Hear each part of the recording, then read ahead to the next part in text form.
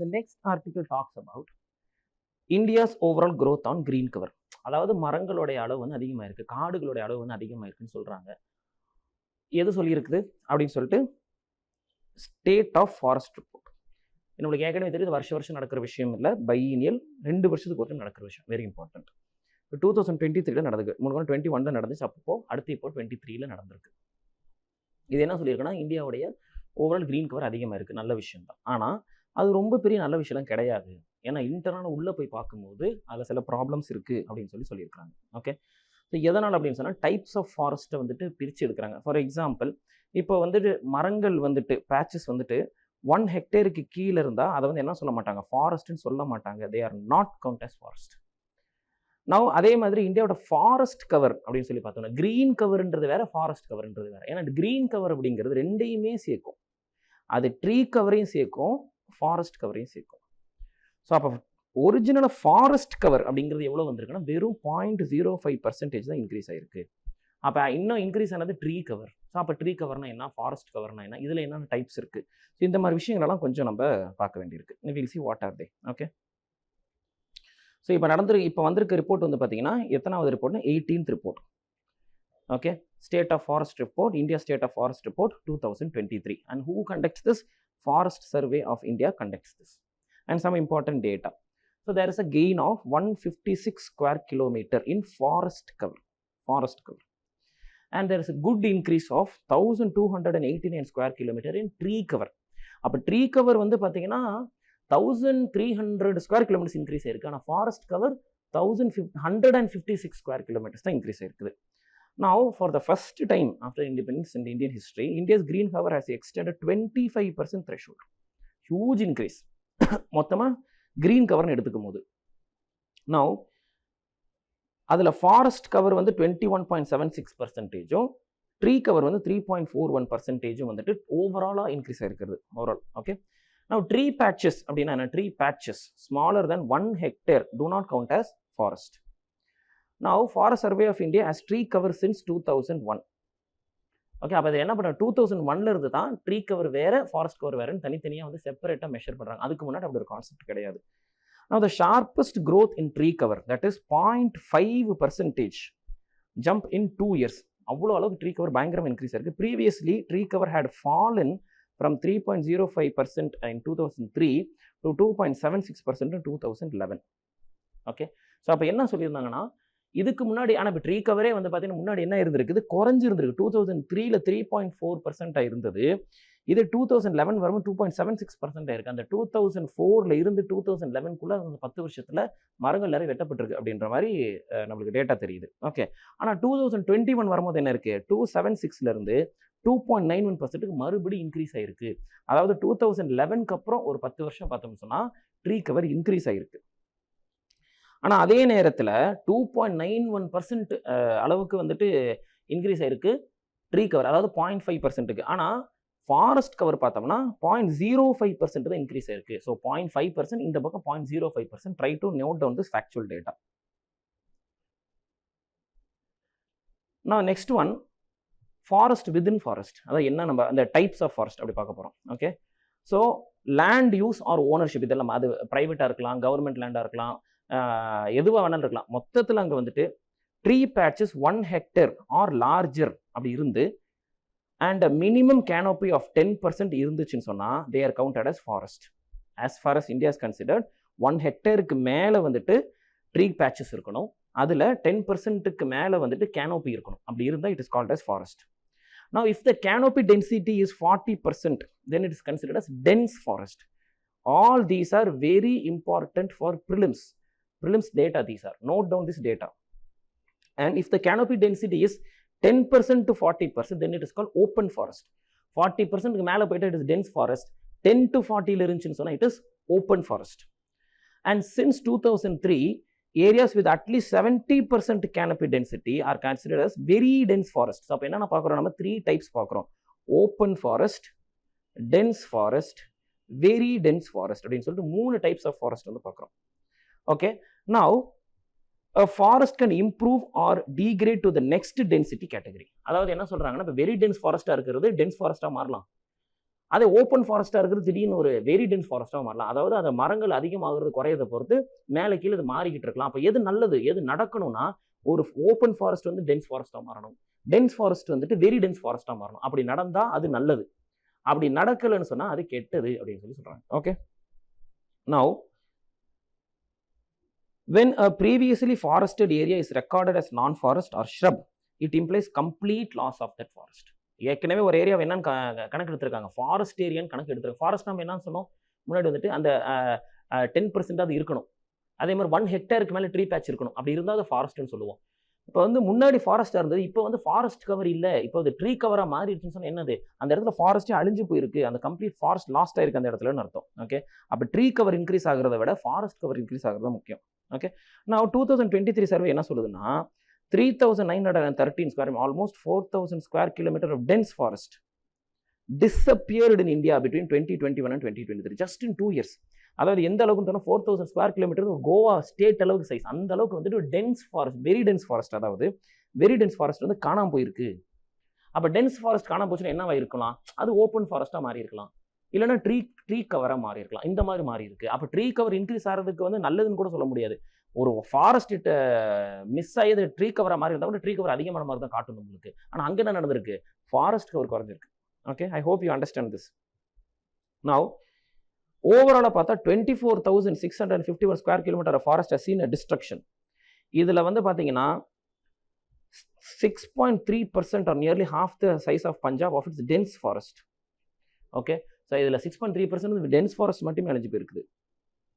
So இதுக்கு என்ன காரணம் சொல்லியிருக்காங்கன்னு பார்த்தீங்கன்னா transformation of 15,000 square kilometre of non forested or scantily forested land to dense or even very dense forest in successive 2 years window 2003 to 2023.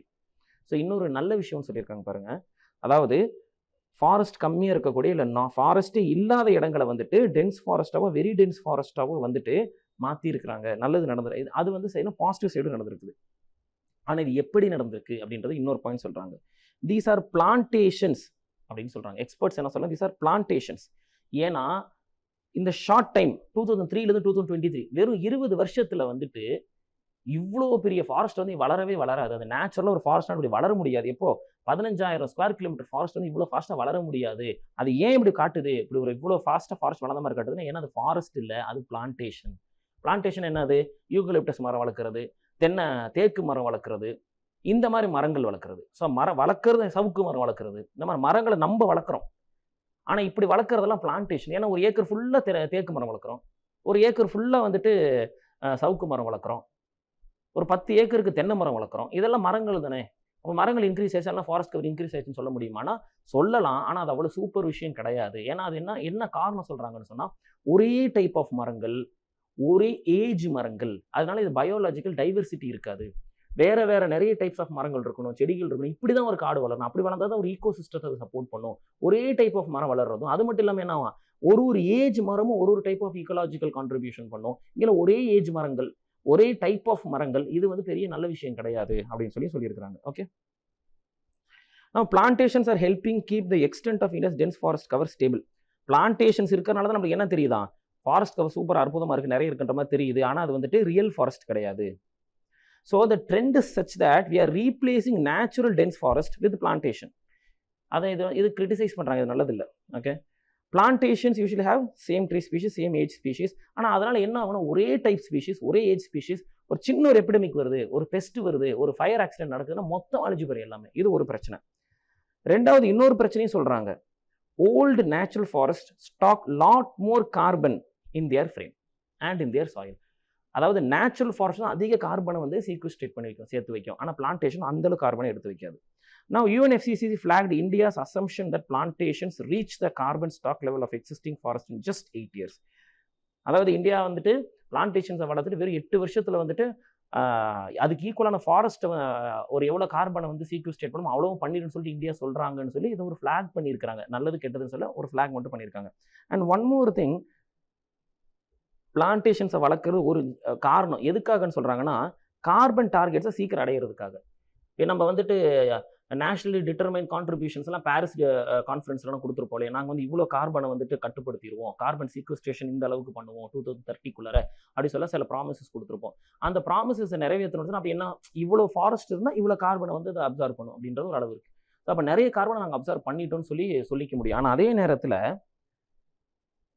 Climate goals வந்து நம்ம என்ன பண்ணிடலாம், அச்சீவ் பண்ணிட்டேன்னு சொல்லலாம். ஆனால் லாங் ரன்ல இது வேலை செய்யாது அப்படின்னு சொல்றாங்க. ஏன்னா இதுக்கு ஒரு காரணமும் சொல்றாங்க. பிளான்டேஷன்ஸை நிறைய வளர்ப்போம், ஆனால் ஒரு பர்டிகுலர் டைம்ல அந்த பிளான்டேஷன் டக்குன்னு அழிஞ்சிரும். ஏன், தேக்கு மரம் எதுக்கு வளர்ப்போம், வெட்டி விற்கிறதுக்கு தானே. சவுக்கு மரம் எதுக்கு வளர்ப்பாங்க, வெட்டி விற்கிறதுக்கு. ஸோ இந்த மரங்கள் வந்துட்டு வளரும், ஆனால் ஒரு நல்லா வளர்ந்த மாதிரி இருக்கும், நிறைய ஃபாரஸ்ட் கவர் இன்க்ரீஸ் ஆயிரும், கார்பன் சீக்வஸ்ட்ரேஷன் நடக்கும், இல்லைன்னு சொல்லலை. ஆனால் ஒன் பர்டிகுலர் எல்லாத்தையும் வெட்டிடுவீங்களேப்பா, அப்போ என்ன ஆயிரும், எல்லாம் கலைஞ்சு போயிடும். ஆனால் ரியல் நேச்சுரல் ஃபாரஸ்ட்ல இந்த மாதிரி எல்லா மரத்தையும் அட் அ டைம்ல வெட்ட மாட்டோம். ஸோ இதுவும் இன்னொரு ரீசனாக சொல்றாங்க. So all this you can use. ஏன்னா எப்பவுமே ஃபாரஸ்ட் சர்வே நடந்துச்சுன்னா அந்த ஃபோர்த் கமிங் எக்ஸாம்ல ஃபாரஸ்ட் சர்வே கண்டிப்பாக prelims questions and main question வரும். நீங்கள் ஃபாரஸ்ட் சர்வே தனியாக எடுத்து படிக்க வேண்டியிருக்கும். இப்போவே ஆரம்பிச்சிருங்க படிக்கிறதுக்கு. முக்கியமான பாயிண்ட்ஸ் எடுத்து வச்சுக்கோங்க. You will get questions from it. Okay. And next one another article regarding economics. So this one says in the second quarter of our financial year there is some problem in growth வந்து கொஞ்சம் குறைஞ்சிருக்கு. So Indian finance minister says just blip, temporary blip, மேலே வந்துரும்ப்பா, no problems, ஆனால் சரியா போயிடும் அப்படின்னு சொல்றாங்க. But at the same time RBI என்ன பண்ணியிருக்காங்கன்னா, ஜிடிபி growth forecast for 2024-25 முன்னாடி 7.2% வரைக்கும் growth இருக்குன்னு சொன்னாங்க. இப்போ 6.6% குறைச்சிட்டாங்க. அப்போனா வந்துட்டு இது ஸ்மால் பிளிப் மாதிரி தெரியல, ஏதோ நிஜமாவே growth வந்து இந்தியாவில் குறையிற மாதிரி தெரியுது அப்படின்னு சொல்றாங்க. ஆனால் அதே நேரத்தில் கெட்டது மட்டும் தான் இருக்கானா, இல்லை சில நல்ல விஷயங்களையும் இங்கே பார்க்க முடியுது. என்னன்னா, எம்எஸ்எம்இஸ் ரெக்கவரிங் வெரி வெல். இந்த கொரோனா வந்ததுக்கப்புறம் எம்எஸ்எம்இஸ் ரொம்ப டிராஸ்டிக்காக கீழே போயிருந்தது. இப்போ எம்எஸ்எம்இஸும் வந்து பார்த்தீங்கன்னா நல்லா ரெக்கவர் ஆகிட்டு வருது. ஆனால் அதே நேரத்தில் கெட்டது என்ன நடந்திருக்கு, டவுன் சைடு என்ன பிரச்சனை போயிருக்குன்னா, private investment and credit growth are still struggling. Credit growthனா என்னது, கடன் வாங்குறது. கடன் வாங்குற மாதிரி மக்கள் தெரிய மாட்டேங்குது. ஏன் கடன் வாங்குறது அவ்வளோ நல்ல விஷயம்னு அப்படி இல்லை. பிஸ்னஸ் பண்ணுறவங்க கடன் வாங்குறாங்களான்னு பார்த்தா வாங்கல. ஏன்னா நிறைய கடன் வாங்கினா என்ன அர்த்தம், அவங்க பிஸ்னஸ் எக்ஸ்பேண்ட் பண்ணிட்டு இருக்காங்கன்னு அர்த்தம். இல்லை புது பிஸ்னஸ் நிறைய பேர் ஸ்டார்ட் பண்ணுறாங்கன்னு அர்த்தம். கிரெடிட் growth கம்மியாக இருக்கு. Investment, public investment, private investment கம்மியாக இருக்குது. பிரைவேட் இன்வெஸ்ட்மெண்ட் புது கம்பெனிஸ் வந்து பிரைவேட் பீப்புள் ஸ்டார்ட் பண்ணுறது, வேற ஒன்றும் இல்லை, இண்டஸ்ட்ரி ஸ்டார்ட் பண்ணுறது, இது ரெண்டும் கம்மியாக இருக்குது. This is the down side. பிரச்சனை இங்கே இருக்குது. நல்லது என்னன்னா, எம்எஸ்எம்இஸ் வந்து நல்லா க்ரோ ஆகிட்டு இருக்கு. ஸோ பெரிய கம்பெனி ஸ்டார்ட் ஆகுறது கம்மியாக இருக்குது, ஆனால் எம்எஸ்எம்இஸ் growth நல்லா இருக்குது. ரெண்டு விஷயமும் இருக்குது. ஸோ ரெண்டையும் நம்ம கவனத்தில் எடுத்தாகணும். நான் 6% ப்ளஸ் growth, 6.6% growth வந்துட்டு 8 மில்லியன் ஜாப்ஸை நம்ம 2030 ஜெனரேட் பண்ணுவோம். நம்ம வச்சிருக்க டார்கெட்டுக்கு வந்து செட் ஆகுமா அப்படின்னு சொல்லி இன்னொரு விஷயம் கேட்குறாங்க. ஸோ அதுவும் கொஸ்டின் மார்க். ஸோ 6.6% growth வச்சுட்டு 8 மில்லியன் ஜாப்ஸ் வந்து நம்மளால ஜென்ரேட் பண்ணிட முடியுமா அப்படின்றதும் ஒரு question mark. So now will get in to the article and see the important points here.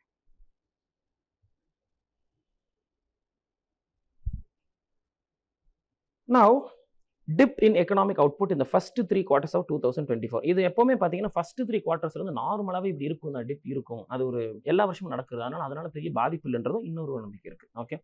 Now is believed to be intact. அது ரொம்ப அதிகமாக இல்லை, it's okay, fine. The growth rate of 6.5% is projected over the next half decade. அடுத்த 5 வருஷத்துக்கு இந்த growth இருக்கும்னு சொல்லப்படுது. Which would help the country remain the fastest growing big economy in the world. 6.6%ஆவே இருந்தால் கூட ஃபாஸ்டஸ்ட் க்ரோயிங் பிக் எக்கானமி வந்து வேர்ல்டுலேயே வந்து இந்தியாவாக தான் இருக்க போகுது. அந்தளவுக்கு growth அதிகமாக இருக்குது. But at the same time இது என்ன ஃபேஸ் ஆஃப் growth அப்படின்னு சொல்லி பார்த்தோம்னா, ரேப்பிட் growth ஃபேஸில் இருக்குது இந்தியா. அதாவது ஒரு எக்கானமி வந்து ரொம்ப வீக்காக இருந்து நல்ல growth-ஆக டெவலப்டு கண்ட்ரியாக மாற போகும்போது எப்படி நடக்கும்னா, ஒரு ரேப்பிட் growth நடக்கும். கொஞ்சம் காலத்துக்கு நல்ல க்ரோ ஆனதுக்கப்புறம் அந்த growth ரேட் என்ன ஆயிரும், குறையும். ஏன்னா பேஸ் வேல்யூ அதிகமாக இருக்குது, நல்ல க்ரோ ஆயிடுச்சு கண்ட்ரி. அதுலேருந்து எவ்வளோ எக்ஸ்ட்ரா growth ஒரு லெவலுக்கு தான் ஆக முடியும். இப்போ நம்ம இந்த வெயிட் லிஃப்டிங்லாம் பண்ணுவாங்கல்ல, அந்த மாதிரி இப்போ நீங்கள் வந்து ஒரு 10 கிலோ வெயிட்டை தூக்கிட்டு இருக்கீங்கன்னா, உங்களால் வந்து நல்லா ஒர்க் பண்ணி உங்களால் வந்துட்டு அடுத்து 60 கிலோ தூக்கிட முடியும். 60 கிலோ போனதுக்கப்புறம் இன்னும் ஒர்க் அவுட்லாம் பண்ணி அப்படியே ஒரு 100 கிலோ தூக்கிடலாம். ஆனால் 100லேருந்து 101க்கு போகிறது வந்து பெரிய அதிசயமாக இருக்கும். ஏன்னா 100 கிலோ உங்கள் limit, you reached your limit already. அதுலேருந்து 101 கிலோ தூக்குறது ரொம்ப கஷ்டம். ஸோ அப்போ growth எவ்வளோ நடந்திருக்குன்னு பார்த்தா அங்கேருந்து வெறும் 1% growth மாதிரி தெரியும். ஆனால் யூ ஆல்ரெடி லிஃப்டிங் 100 kgs தேர். ஆமாம், அதுக்கு அங்கே ஒருத்தர் வந்துட்டு நான் போன தடவை வந்து 10 kg தான் நான் தூக்குனேன், இப்போ ஆஃப்டர் 1 month நான் 20 kgs தூக்குறேன், என்னோட growth வந்து 100% growth என்னோடது. 10லேருந்து டேரெக்டாக நான் 20 டபுள் ஐட்டம் பற்றி 100% growth வந்திருக்கேன்னு சொன்னால் அதுக்காக அவங்களோட growth பெட்டர்னு சொல்லிட முடியாது. இங்கே you have already reach 100. From 100 to go to 101 it is only 1% growth. ஆனால் வேல்யூ பெருசு. ஓகே. ஸோ அந்த மாதிரி ஸோ அப்போ இந்த ரேபிட் க்ரோத் ஃபேஸில் வந்து பார்த்தீங்கன்னா நிறைய க்ரோத் பர்சன்டேஜ் நடக்கும். அப்படி நடந்தது வந்து எந்தெந்த கண்ட்ரிஸ்க்கு நடந்திருக்குன்னு பார்த்தீங்கன்னா சைனா, ஜப்பான், சவுத் கொரியா இந்த மாதிரி கண்ட்ரிஸ் புவராக இருந்து அதுலேருந்து ரிச் கண்ட்ரிஸாக டெவலப்ட் கண்ட்ரிஸாக மாறும் போது அவங்களோட ரேபிட் ஃபேஸில் எவ்வளோ க்ரோத் இருந்திருக்கு, 8% சஸ்டெயின்டு க்ரோத் இருந்திருக்கு. ஆனால் கம்பேரிட்டிவ்லி இந்தியா இப்போ இருக்கிற ரேபிட் ஃபேஸில் இந்தியாவோட க்ரோத் எவ்வளோ இருக்குன்னா 6.6% இருக்குது. ஸோ அதனால் இது வந்து நல்லா தான் இருக்கா அப்படின்றது ஒரு question. But at the same time whether India alone is to be blamed for that, no. அதனால அதே நேரத்தில் இந்த க்ரோத்னால வந்துட்டு சைனா, ஜப்பான், சவுத் கொரியா மாதிரி இந்தியா வளராமல் போயிருமோ, அப்படி அந்த அளவுக்கு இந்தியாவில் வளர முடியாதுன்னா that is also no. Why? The situation at that time was different. The situation now is different. Global slowdown இந்தியாவில் நடக்குது, வேர்ல்டில் நடக்குது. பாயிண்ட் 1. ரெண்டாவது, நிறைய கண்ட்ரிஸ் ஆல்ரெடி க்ரோ ஆயிருச்சு, சைனா, ஜப்பான், சவுத் கொரியா மாதிரி கண்ட்ரிஸ். ஸோ காம்படிஷன் அங்கே ஹெவியாக இருக்குது. ஸோ அது கூட இந்தியா கம்ப்ளீட் பண்ணும்போது 6.6% சொல்கிறது வந்துட்டு it's a great growth, it's a good growth. India will become a developed country. And at the same time China, Japan, South Korea மாதிரி கண்ட்ரிஸ் க்ரோ ஆகிட்டு இருந்தபோது other countries were also growing. ஏன்னா global slowdown பற்றி பேசுகிறோம் இப்போ நம்ம. Okay, other கண்ட்ரிஸும் grow ஆகிட்டு இருந்துச்சு. அந்த க்ரோத்துக்கு கம்பேர் பண்ணும்போது 8% க்ரோத் தேவைப்பட்டுச்சு. ஆனால் இப்போ இந்தியா 6.6 க்ரோ ஆகிட்டு இருக்கும் போது other countries are growing very slow. ரொம்ப க்ரோத் அங்கே கம்மியாக இருக்குது. ஸோ அதை நம்ம அந்த கம்பேரிசன் பார்க்கும்போது, ஏன்னா எக்கானமி இஸ் குளோபலைஸ்ட் நவ். ஒரு கண்ட்ரியோட எக்கானமி இன்னொரு கண்ட்ரியோட எக்கானமி வந்து கண்டிப்பாக இம்பாக்ட் பண்ணும். ஸோ இப்போ குளோபல் லெவலில் க்ரோத் கம்மியாக இருக்கும்போது இந்தியாவோட 6.6% க்ரோத் அப்படிங்கிறது ரேபிட் ஃபேஸில் it is almost like that 8% growth மாதிரி. ஸோ இது வந்து பாசிட்டிவ் சைட். ரெண்டையும் நம்ம வந்துட்டு கன்சிடர் பண்ணணும். ஓகே, நவ் இப்போ இந்த எக்ஸ்பேண்டிங் வெல்த் டிஸ்பாரிட்டிஸ், அதாவது நம்ம வேற ஒன்றும் இன்இக்வாலிட்டி பற்றி பேசுகிறோம். வெல்த் நல்ல இன்க்ரீஸ் ஆகிட்டு போயிட்டு இருக்குது. அப்படி இருக்கும்போது இந்த க்ரோத்தை வச்சு தேவையான ஜாபெல்லாம் இன்க்ரீஸ் பண்ணி வெல்த் டிஸ்பாரிட்டியை குறைக்க முடியுமா அதுன்றது ஒரு கொஸ்டினாக இருக்குது.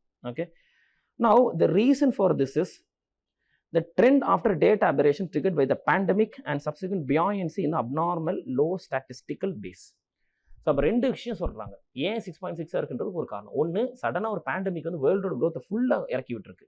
ஸோ அதனால் 6.6ன்றது ஒரு பெரிய மோசமான விஷயம் சொல்ல முடியாது. ரெண்டாவது, இந்தியாவோட க்ரோத் வந்து சடனில் பெரிய இன்க்ரீஸ் ஆயிருந்துச்சு கடந்த ஒரு 20 வருஷமாக. அது பர்டிகுலராக கடந்த 10 வருஷமாக ரொம்ப பெரிய க்ரோத் இருந்துச்சு. அவ்வளோ பெரிய க்ரோத்தில் இருந்து அடுத்த மேலே வரும்போது அது வந்து 6.6ன்றது குட் வேல்யூ தான். ஏன்னா சடன் பியாயன்சின்னு சொன்னால் சடன் அப்படி பல்ஜ் ஆகிட்டு அப்படி எந்திரிச்சிட்டு மேலே வர்றது. ஸோ ஆல்ரெடி இந்தியாவோட க்ரோத் ரொம்ப அதிகமாக இருந்ததுனால ஸோ இப்போ 6.6 அதுலேருந்து தான் நம்ம க்ரோத்தை பார்ப்போம். போன வருஷம் எவ்வளோ ஜிடிபி இருந்துச்சோ அதுலேருந்து எவ்வளோ மேலே வருதுன்றதுன்னு க்ரோத். ஸோ அப்போ ஆல்ரெடி வேல்யூ ஹையாக இருந்ததுனால இப்போ க்ரோத் 6.6 வர்றது நாட் அ பிக் ப்ராப்ளம் அப்படின்றது இன்னொரு பாயிண்ட் சொல்கிறாங்க. இது positive side of the point. Now we will see some positives and some negatives. First we will see the positive. Now fiscal spending is already rising. அதாவது government செலவு பண்ணுறது சரி, private செலவு பண்ணுறது சரி, ஸ்பெண்டிங் இஸ் மோர். ஸ்பெண்டிங் மோர்னு சொன்னால் high investments are already happening. Okay, now one reason for that is cut in the cash reserve ratio. So cash reserve ரேஷியோன்னு என்னது? பேங்க்ஸ் வந்துட்டு கொஞ்சம் காசை வந்து தனியாக ஒதுக்கி வைக்கணும், ஆர்பிஐட்டு கொடுத்து வச்சிடணும். அந்த மாதிரி அதை தான் கேஷ் ரிசர்வ் ரேஷியோன்னு சொல்லுவோம்.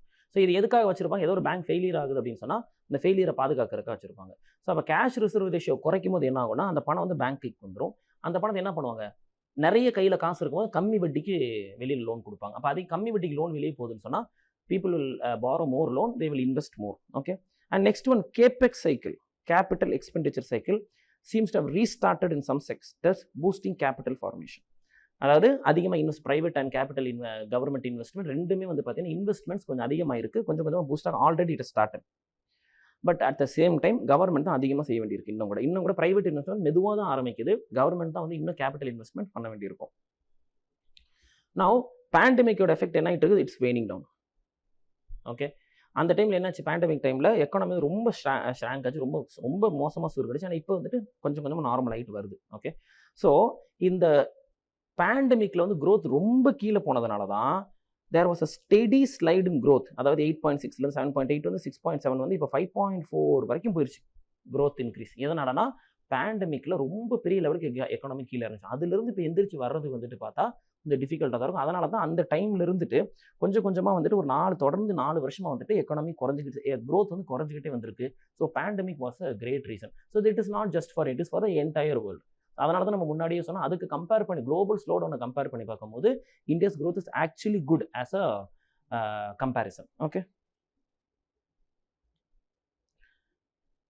now we will be on track to achieve between 6.5 to 7% அப்படின்றது இப்போதைக்கு நம்மளுடைய ஒரு ஐடியா வருவோம். நான் growth வந்துரும்னு சொல்லி நினைக்கிறேன். But at the same time how to make sure that we grow at a sustainable rate in a world that is going to be extraordinarily difficult.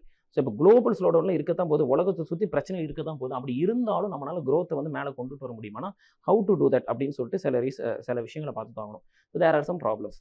Lower investment growth was largely due to public investments coming down. One reason, public investment was very good, now it is coming down. Now second halfல இது குறைஞ்சிரும். அதை தான் சொன்னாங்க. இந்த first 3 குவார்ட்டர்ஸில் எப்போவுமே வந்துட்டு growth குறைய ரொம்ப நேச்சுரல் தான், எல்லா தடவையும் நடக்கும். ஏன்னா அந்த டைமில் வந்துட்டு கவர்மெண்ட்டோட இன்வெஸ்ட்மெண்ட்ஸ் கம்மியாக இருக்கும். அந்த லாஸ்ட் குவார்ட்டர் வரும்போது கவர்மெண்ட் நிறைய இன்வெஸ்ட் பண்ணும். ஏன்னா கவர்மெண்ட் ஃபர்ஸ்ட் 3 குவார்ட்டர்ஸில் வேறு செலவுகள் நிறைய இருக்கும். அப்போ இன்வெஸ்ட்மெண்ட்ஸை பண்ண முடியாது. ஸோ அந்த லாஸ்ட் குவார்ட்டர்ஸில் இன்வெஸ்ட்மெண்ட் அதிகமாயிரும். Now, one indication is a surge in old order backlog for capital good companies that suggest investment activities likely to grow. So, how can we confirm this? Growth இப்போதான் அப்படி கம்மியாக இருக்குது, கண்டிப்பாக வேற அதிகமாக போகுதுன்றது எப்படி தெரியுதுன்னா, there is a hope there. How? We can see that backlog for capital good companies வந்து ஆர்டர்ஸ் அதிகமாகுது. முன்னாடி வந்துட்டு கேபிட்டல் குட் கம்பெனிஸ், அதாவது கேபிட்டல் குட்னா என்னது, மற்ற கம்பெனிஸ் வந்து பொருள் தயாரிக்கிறதுக்கான ரா மெட்டீரியல் சப்ளை பண்ணுற கம்பெனிஸ்ட்ட நிறைய ஆர்டர்ஸ் வராமல் இருந்துச்சு ரொம்ப காலம். இப்போ ஆர்டர்ஸ் அதிகமாக ஆரம்பிக்குது, கேபிட்டல் குட் இண்டஸ்ட்ரியில் நிறைய விற்க ஆரம்பிக்கிறாங்க. இதுவே ஒரு பெரிய ப்ரூஃப், அதாவது இன்வெஸ்ட்மெண்ட் அதிகமாகிருக்கு, growth அதிகமாக போகுதுன்றது it's a great proof now. Okay. Now, a relatively empty election calendar in the states in 2025 provides a window for reforms. இந்த முக்கியமான இந்த பாயிண்ட் வந்து நீங்கள் வேற ஒரு இடத்துல யூஸ் பண்ணலாம். அதாவது எலெக்ஷன் நடந்துட்டு இருக்கும் போது ஸ்டேட்ஸ்லையோ இல்லை லோக்சபா எலெக்ஷனோ இல்லை எம்எல்ஏ எலெக்ஷன், எலெக்ஷன்ஸ் நடக்கும் போது கவர்மெண்ட் வந்துட்டு கேபிட்டல் இன்வெஸ்ட்மெண்ட் பண்ணுறது, ஏன்னா ஃபுல் கான்சன்ட்ரேஷன் எலெக்ஷனுக்கு போயிடுறாங்க. ஸோ இதனால் பார்த்தீங்கன்னா எக்கானமி கீழே தான் இருக்கும் அந்த டைமில். ஆனால் 2025ல் ஆல்மோஸ்ட் என்டையர் இந்தியாவில் வெரி லிட்டில் எலெக்ஷன் தான், ஆல்மோஸ்ட் நோ எலெக்ஷன்ஸ். அப்போ இந்த ஒரு வருஷம் ஃபுல்லாக கவர்மெண்ட்ஸுக்கு போகிற என்ன வேலை இல்லை, எலெக்ஷன் கேம்பெயின் போய் பண்ணிக்கிட்டு எலெக்ஷன் வேலையை பார்த்துக்கிட்டு இன்வெஸ்ட்மெண்ட்ஸ் பண்ண முடியாமல் இருக்காது. இன்னொரு விஷயம் என்ன பார்த்தீங்கன்னா, எலெக்ஷன் நடக்கும்போது ப்ரைவேட் இன்வெஸ்ட்மெண்ட் இருக்காது. ஏன்னா இப்போ நான் ஒரு கம்பெனி வச்சிருக்கேன், நான் போய் ஒரு புது கம்பெனி தொடங்கணும், ஏதோ ஒன்று பண்ணணும்னு நினைக்கிறேன்னா எனக்கு அடுத்து யார் ஆட்சிக்கு வருவான்னு தெரியாது. ஆட்சிக்கு வந்ததுக்கப்புறம் அவங்க என்ன பாலிசி போட போகிறாங்கன்னு தெரியாது. வந்ததுக்கப்புறம் திடீர்னு டேக்ஸ் ஏற்றி விட்டால் என்ன பண்ணுறது, ப்ரைஸ் எல்லாம் லேண்ட் ப்ரைஸ் எல்லாம் இன்க்ரீஸ் ஆயிடுச்சுன்னா என்ன பண்ணுறது, நான் என்னால் பிஸ்னஸ் பண்ண முடியுமான்னு ஒரு கொஸ்டின் இருக்கும். ஸோ ஐ வில் வெயிட், முதல்ல எலெக்ஷன் முடியட்டும், யார் ஆட்சிக்கு வரான்னு பார்ப்போம், அவங்க என்ன பாலிசி போடுறாங்கன்னு பார்ப்போம், அதுக்கப்புறம் நான் பிஸ்னஸ் ஸ்டார்ட் பண்ணுறேன்னு சொல்லி எல்லாரும் வெயிட் பண்ணுவாங்க, இன்வெஸ்ட் பண்ண வெயிட் பண்ணிட்டு இருப்பாங்க. ஸோ இப்போ 2025 எலெக்ஷன்ஸே இல்லைன்றனால people will also invest, government will also invest. நான் ஏன் இதை வேற ஒரு இடத்துல கூட யூஸ் பண்ணிக்கலாம் அப்படின்னு சொல்லி சொன்னேன்னா, ஒன் நேஷன் ஒன் எலெக்ஷன்ற கான்செப்ட் ரைட்டானு கேட்டால் ரைட்டுன்னு சொல்றதுக்கு இந்த பாயிண்ட் நீங்கள் யூஸ் பண்ணலாம். ஸோ இது நம்ம ஏற்கனவே கூட மாதிரி கரண்ட் அஃபேரில் பேசியிருக்கோம். நம்ம ஒரு கவர்மெண்ட் ஆஃபீஸ், தாலுக்கு ஆஃபீஸ், ஏதோ ஆஃபீஸ் போயிட்டு ஏதோ ஒரு ரேஷன் கார்டு ப்ராப்ளம், ஏதோ ஒரு எனக்கு வந்துட்டு சர்டிஃபிகேட் மாற்றி தரணும் ஏதோ சொல்லும் போது உடனே என்ன சொல்கிறாங்க, இங்கே ஆஃபீஸில் ஒர்க் பண்ணுறவங்க யாரும் இல்லைப்பா, எங்கே போயிருக்காங்க, எலெக்ஷன் ஒர்க்கு போயிருக்காங்க. எப்போ எலெக்ஷன் ஒர்க் விட்டு வருவாங்க, அது ஒரு 1 month ஆகும். சரி, 1 month கழிச்சு வாங்க, 1 month என்னோட ஒர்க் நின்று போயிருது. Public are not served there because people who are working for election are government servants at last, school teachers at last. So இந்த மாதிரி ஆட்களை வந்து கவர்மெண்ட் சர்வன்ஸை பூரா தூக்கி எலெக்ஷன் ஒர்க்கில் போடுறதுனால அவங்க கவர்மெண்ட் பீப்புளுக்கு ஒர்க் பண்ண வேண்டிய ஒர்க் வந்து நெக்லெக்ட் ஆகுதுன்னு சொல்லி ஆல்ரெடி ஒரு கம்ப்ளைண்ட் இருக்கு. So if it is now I go to a public office, they say they have gone for election. Next time I go again, they say everyone are gone for election work, you come next time. So ஏன் போன மாதம் தானே வந்தேன் election work பண்ணி, இப்போ என்னன்னு கேட்டால் இல்லை அது வந்துட்டு சென்ட்ரல் எலெக்ஷன், இது வந்து ஸ்டேட் எலெக்ஷன். இன்னும் கொஞ்ச நாள் கழிச்சு போனால் இல்லை இப்போ லோக்கல் எலெக்ஷன் ஒர்க்குக்காக போயிருக்காங்க. ஸோ ஒவ்வொரு தடவை எலெக்ஷன் ஒர்க்கையும் பார்த்துட்டு இருந்தா அப்போ பீப்புளுக்கான ஒர்க்கை இப்போ தான் பார்க்குறது. அப்போது ஒன் நேஷன் ஒன் எலெக்ஷன் என்ன பண்ணும், 5 வருஷத்துக்கு ஒரு டைம் ஒரு election, Lok Sabha, legislative election, local election, finish it off everything. ஒரு எலெக்ஷன் எல்லாத்தையும் முடிச்சிருங்க, next 5 years go and work for the people, work for the country. This is the concept of one nation one election. So இந்த இடத்துல பாரு எக்ஸாம்பிளாகவே நம்ம சொல்ல முடியுது. எப்போல்லாம் வந்து எலெக்ஷன்ஸ் இல்லையோ அப்போல்லாம் வந்து கவர்மெண்ட் பப்ளிக் இன்வெஸ்ட்மெண்ட்டும் சரி, ப்ரைவேட் இன்வெஸ்ட்மெண்ட்டும் சரி, it is growing. we can see it whenever there are elections. This is not happening. So அதனால் இந்த சேம் பாயிண்ட் நீங்கள் வந்து வேற ஒரு ஆன்சருக்கும் யூஸ் பண்ணலாம். ஒன் நேஷன் ஒன் எலெக்ஷன் பற்றி கொஸ்டின் வரக்கான chances are very high. You can use it there. நான் ஒன் மோர் திங், எம்எஸ்எம்இஸ் ரொம்ப காலமாக பிரச்சனையிலேயே இருந்துச்சு. என்னென்ன பிரச்சனை, டிமானிட்டைசேஷன் நடந்தபோது பிரச்சனை, ஜிஎஸ்டி இம்ப்ளிமெண்ட் பண்ணனால எம்எஸ்எம்இஸ்க்கு ப்ராப்ளம், COVID-19 லாக்டவுன்னால எம்எஸ்எம்இஸ்க்கு ப்ராப்ளம். இது எல்லா ப்ராப்ளம்ஸையும் தாண்டி now they are back in business. நம்ம ஏற்கனவே சொல்லியிருக்கோம், MSMEs are like the backbone of Indian industry because they provide more employment. அங்கே மெஷினரிஸ் கம்மி, பீப்புளுக்கான ஒர்க் அதிகம், எம்ப்ளாய்மெண்ட் கொடுக்குறது MSMEs. when MSMEs grow, India's private investment will grow, consumption will grow. Okay, rural consumption, urban consumption, everything will grow. India's entire economic machinery will be very smooth when MSME grows. If MSME is back in track, so this is a good news. Next one is consumption recovery in rural areas. Urban growth வந்துட்டு ரொம்ப பர்ஃபெக்டாக இல்லைன்னு சொன்னாலும் rural ஏரியாஸில் consumption அதிகமாக ஆரம்பிச்சிருச்சு. Rural areas are doing good. Second point, this is first point. Second point is periodic labour force survey. It shows improvement in salaried employment. அப்போ என்ன அர்த்தம்? Companies are increasing, work is increasing, அதனால தான் salaried employment increase ஆயிருக்கு. So periodic labour force survey gives a good news. And that the reason for that is mainly எம்எஸ்எம்இஸ்ல casual jobs அதிகமாகுது. பர்மனெண்ட்டாக கரெக்டாக பிஎஃப்லாம் கூட அந்த மாதிரி ஜாப்ஸ் இல்லைன்னு சொன்னால் கூட அப்பப்போ போயிட்டு ஃப்ரீலான்சராக ஒர்க் பண்ணுறது, அந்த ஃபியூ மந்த்ஸுக்கு ஒர்க், இந்த மாதிரி கேஷுவல் ஜாப்ஸ் இன்க்ரீஸ் ஆகுது. கேஷுவல் ஜாப்ஸ் இன்க்ரீஸ் இட்ஸ் ரொம்ப சூப்பர் விஷயம் சொல்ல முடியாது. ஆனால் எக்கானமிக்கு அது ஒரு good hope actually. Okay. And one more thing, MSME rebound good mean that 2 branches of K-shaped recovery could narrow. So அப்போ உங்களுக்கு ஹோம்ஒர்க் என்னன்னா, கமெண்ட்ல K-shaped recovery graph அப்படின்னா என்னன்னு சொல்லி you have to search it and you have to put it in the comment. Please try that. Okay, one homework for you. The labor data, அடுத்தது, it shows that female participation in the labor force is increasing, particularly in rural areas. Rural areasல எப்போ வந்து spending அதிகமாகுதோ, because that is a majority area, எப்போ அதிகமாகுதோ growth machinery will be smooth. This also you have to always remember. Okay, so இதெல்லாம் வாரம் இதெல்லாம் பேசிக்கிட்டே இருக்கும் இந்த வார்த்தைகளை. ப்ரைவேட் இன்வெஸ்ட்மெண்ட், growth, கன்சம்ஷன், இந்த மாதிரி வர சேவிங்ஸ், இதெல்லாம் பேசிகிட்டே இருக்கிறோம். So it's becoming very easy for you nowadays. Okay. Now next one, services growth is very high. ஏன்னா software export is going too good in India right now. ஏன்னா software ஏன்னா COVID-19 லாக்டவுனில் எல்லாம் முடிஞ்சதுக்கப்புறம் சாஃப்ட்வேர் தேவை அதிகமாகிட்டு இருக்கு வேர்ல்டு ஃபுல்லாக. So இந்தியாவிலேருந்து சாஃப்ட்வேர் எக்ஸ்போர்ட்ஸ்லாம் ரொம்ப அதிகமாக இருக்கிறனால service sector is doing great. Now will see the negatives. எப்பவும் போல் இன்வெஸ்ட்மெண்ட்ஸ் கம்மியாக இருக்குது இந்தியாவில். அது ப்ரைவேட் இன்வெஸ்ட்மெண்ட்ஸ் கம்மியாக இருக்குது.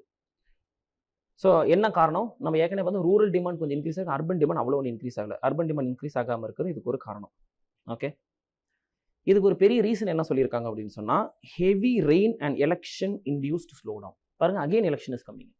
எலெக்ஷன்ஸ் நடந்தாலே எக்கானமி ஸ்லோ டவுன் ஆகுது. இதை யார் சொல்லியிருக்காங்கன்னா, கார் மேக்கர்ஸ். அதாவது கார்லாம் வந்து ரொம்ப கம்மியாக தான் விற்கிது. ஏன்னா மக்கள் கையில் பணம் இருக்காது, கார் நிறைய பேர் வாங்க, அதனால கார் வாங்க முடியாது. இது ஒரு சிம்டம் எக்கானமி க்ரோ ஆகிட்டு இருக்கா இல்லைன்ட்டு. அதே தான் நெஸ்ட்லேவும் சொல்லியிருக்காங்க. ஓகே, ஸோ டிமாண்ட் ரொம்ப குறைஞ்சு போயிருக்கு. People are not buying things. Okay, and next one, private investments are struggling despite pre COVID corporate tax cuts and exhortations by government to invest. இன்னும் ப்ரைவேட் பீப்புள் இன்வெஸ்ட் பண்ண மாட்டேங்கிறாங்க. இன்ஸ்பைட் ஆஃப் 2 விஷயம் already நடந்திருக்கு. Corporate டேக்ஸை குறைச்சிருக்காங்க government, invest பண்ண சொல்லி கவர்மெண்ட்டை இன்சென்டிவைஸ் எல்லாம் பண்ணுறாங்க. அப்படி பண்ணினாலும் இன்னும் ப்ரைவேட் இன்வெஸ்ட்மெண்ட் அவ்வளோவா இன்க்ரீஸ் ஆகலை.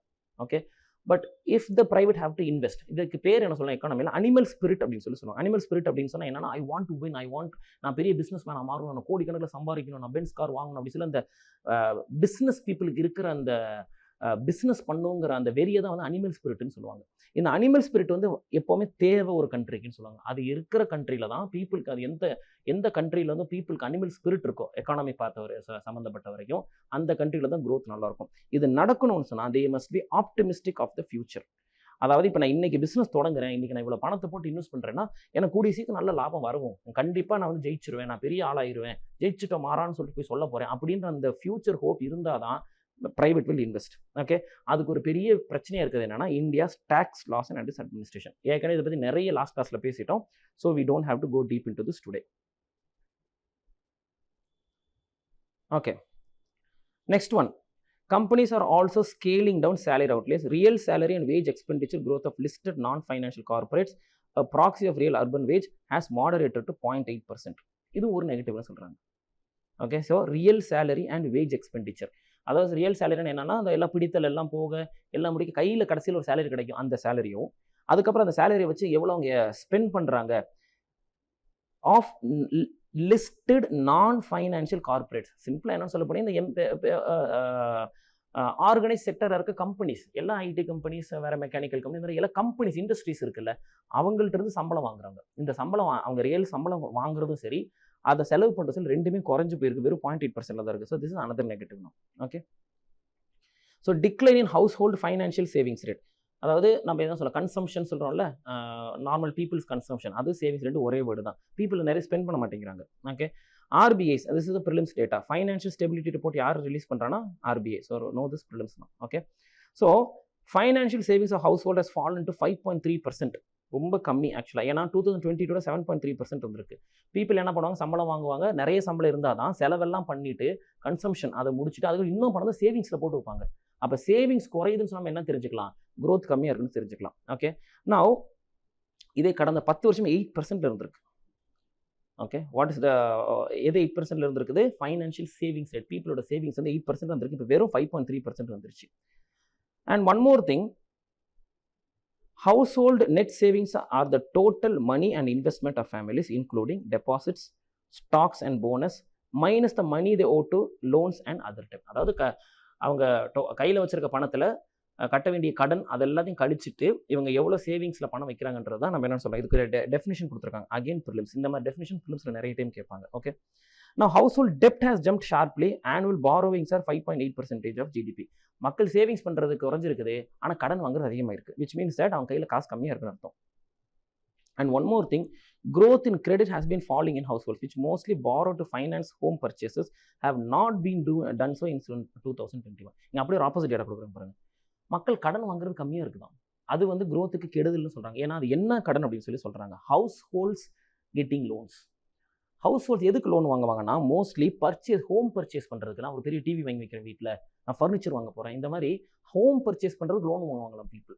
அப்போ எப்போ லோன் வாங்குவாங்க? when they have the courage that I can pay the loan every month. எனக்கு நல்ல வேலை இருக்குது, சம்பளம் இருக்குது, சூப்பர், நான் இந்த லோன் வாங்குவேன், நல்ல வீட்டில் பெரிய டிவி வாங்கி வைப்பேன், பைக் வாங்குவேன், இதெல்லாம் வாங்குவேன், ஆனால் மாதம் லோன் கட்டி தைரியம் இருக்கும்போது வாங்குவாங்க.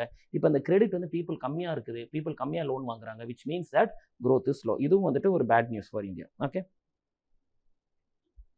now bond finance government spending is the only meaningful way to generate new credit in the economy. So அப்போ இதை சரி பண்ணுற கவர்மெண்ட் என்ன தான் பண்ணலான்னு பார்த்தா, bond finance government spending. Government டைரக்டாக போய் ஸ்பெண்ட் பண்ணணும். கவர்மெண்ட் ஸ்பெண்ட் பண்ணி இந்த growth வந்து ஸ்டார்ட் பண்ணி விடணும். Okay, this is one thing. Now while bad loans have been coming down, NPSலாம் ரொம்ப குறைஞ்சிருக்கு இந்தியாவில், நம்மளுக்கு நல்லா தெரியும். NPS இந்த personal loan, credit card segment, both of these types of credit are unsecured and carry high interest rates. So இந்த ரெண்டு type of loans மட்டும்தான் கொஞ்சம் ப்ராப்ளமாக இருக்குது. ஆனால் அதில் பார்த்தா ஹை இன்ட்ரெஸ்ட் ரேட் உள்ள அதனால பெரிய ப்ராப்ளம். மற்றபடி பார்த்தீங்கன்னா நான் performing assets are good in India. So this is a good thing.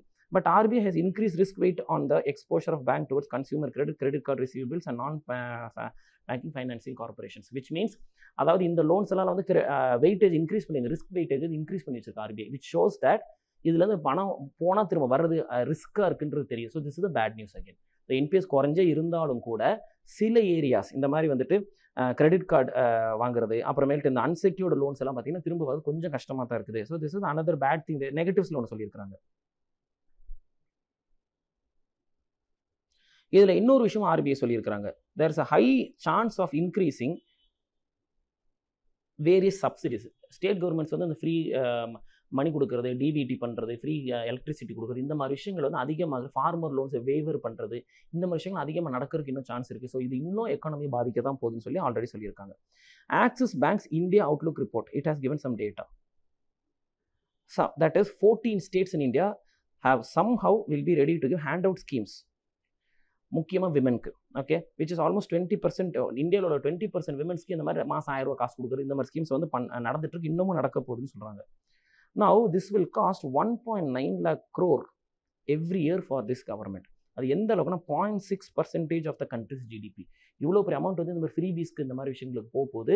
இதுவும் இந்தியாவோட எக்கனாமி கீழே ஃபுல்லாக தள்ளிவிட போகுதுன்னு சொல்கிறாங்க. ஆனால் அதே நேரத்தில் அதில் ஒரு பாசிட்டிவ் என்ன சொல்கிறாங்கன்னு சொன்னால், இல்லை இன்னொரு பாசிட்டிவ் சைடும் நடக்கும். என்னன்னா, இந்த மாதிரி ஹவுஸ் ஹோல்ட்ஸ் விமன் கையில் காசு போகும்போது they will go and spend it for buying things. அதனால் வந்துட்டு மறுபடியும் வந்துட்டு டொமஸ்டிக் கன்சம்ஷன் அதிகமாகிறதுக்கு சான்ஸ் இருக்குது. ஒரு சின்ன நல்ல விஷயம் நடக்கும், ஆனால் அதை கம்பேர் பண்ணும்போது கவர்மெண்ட்டோடைய ஸ்பெண்டிங் ரொம்ப இன்க்ரீஸ் ஆகும். இதனால் வெல்ஃபேர் ஆக்டிவிட்டீஸ்க்கு கவர்மெண்ட்னால ஸ்பெண்ட் பண்ண முடியாமல் போகிறதுக்கு சான்சஸ் இருக்குது. திஸ் இஸ் பேட் நியூஸ்னு சொல்லியிருக்காங்க. ஸோ எவ்ரி திங் இதில் உள்ள நிறைய டேட்டா நம்ம ஆல்ரெடி டிஸ்கஸ் பண்ணது, very useful for mains. Okay, and this article I will put it in the description. Please download that. இப்போ நான் உங்களுக்கு நடத்தின முக்கியமான நியூஸ் போக இன்னும் சில முக்கியமான ஆர்டிகல்ஸும் நான் இந்த ஃபைலில் உள்ளார வச்சிருப்பேன். Please go through that. ஆனால் ஹைலைட் பண்ணி ரெடியாக இருக்கும். Just you have to go through that. Okay, thank you. Will meet next week.